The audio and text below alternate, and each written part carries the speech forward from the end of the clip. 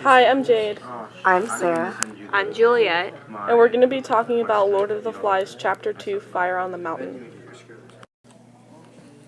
Imagery is used in writing to paint a mental picture for the reader, to make them feel as if they themselves are experiencing what is being described. William Golding not only uses great imagery words such as scattered light and whir of bees as environment imagery, but an important aspect in Chapter 2 that Golding effectively uses imagery to describe is the leadership system of the boys. He paused, with the point made. The assembly was lifted toward safety by his words. They liked and now respected him. Spontaneously they began to clap, and presently the platform was loud with applause. Ralph flushed, looking sideways at Piggy's open admiration, and then the other way at Jack, who was smirking and showing that he knew how to clap.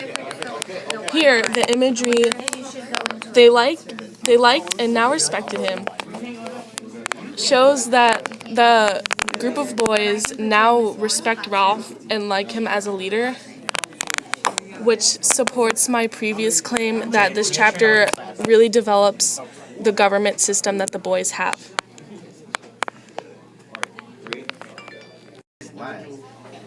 Through events such as the beast discussion and the fire, we see how characters react. During the meeting, Piggy acts mature and sensible.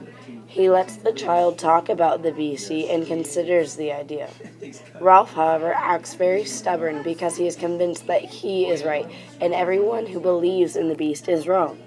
Jack does not believe in the beast, but he is mature enough to move the meeting along by saying that it might be real. He causes Ralph to get more and more angry as he says that the beast may be real, instigating conflict between the two of them. Ralph repeats the line, "But there isn't a beast," many times in this page and in this chapter to emphasize that he is correct and he does not relent from his idea. And this is said many times in different ways as well. He says, "But there isn't a beast. But I tell you there isn't a beast," after people tell him that there may be a beast. Jack says, "There isn't a snake thing. But if there was a snake, we'd hunt it and kill it. We're going to hunt pigs to get meat for everybody, and we'll look for the snake too." This shows that Jack wants things to move along so he can go hunt for meat and get meat for the other boys so their society can run smoothly. But this also instigates the fact that Ralph just gets more mad about what Jack is saying. In this excerpt, we see that Piggy says, "Let him have the conch," shouted Piggy. "Let him have it."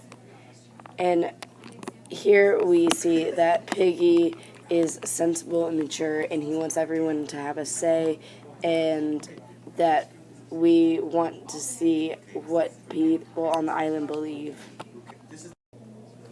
An important symbolic figure used in Chapter 2 is the fire. The fire at the top of the mountain represents multiple things. The first thing that the fire could mean is their will to live on into the future. The fact that the boys used a skill of their own to create a fire shows that the boy could do something and gave them hope. All the boys had used teamwork to build the fire, which had shown that they could be a collaborative group. The fire itself caused the boys to understand that life became a race with the fire, meaning a new beginning, and the fire marked the start of it. In this excerpt, it says, "Life became a race with the fire, and the boys scattered through the upper forest. To keep a clean flag of flame flying on the mountain was the immediate end, and no one looked further. Even the smallest boys, unless fruit claimed them, brought littlest pieces of wood and threw them in." Whenever the book says life became a race with the fire marks a new beginning for the boys. It means that their adventure is just beginning and there is much more to come on in the future. And whenever it says, "Even the smallest boys, unless fruit claimed them, brought littlest pieces of wood and threw them in," it means that the boys were working as a collaborative group showing good hopes for the future because they are being collaborative and can help them with other problematic situations in the future.